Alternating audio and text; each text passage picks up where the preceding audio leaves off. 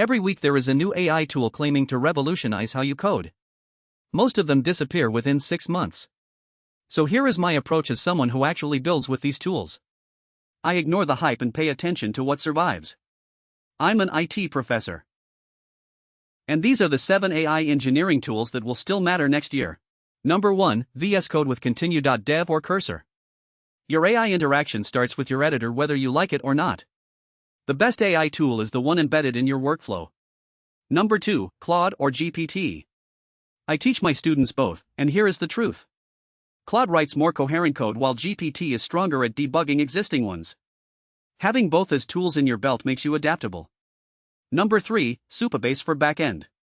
Built on PostgreSQL, row-level security integrated. It handles auth, storage, and database all in one place and has great AI-friendly features. Number 4, LangChain or LangGraph for building AI agents. If your project involves multiple LLM calls in sequence with logic between them, you need a framework. LangGraph gives you that structure with control flow built in.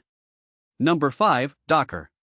Containers are not optional, they are how you ensure your app works the same in production as it does on your machine. Number 6, Vercel or Railway for deployment.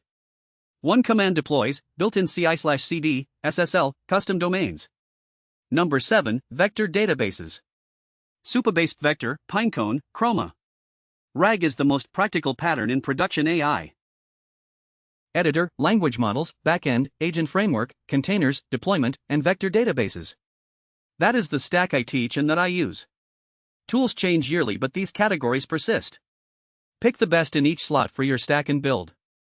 I'm an IT professor. If this helped, hit subscribe. Drop a comment. What is your go-to AI tool? I'll see you in the next one.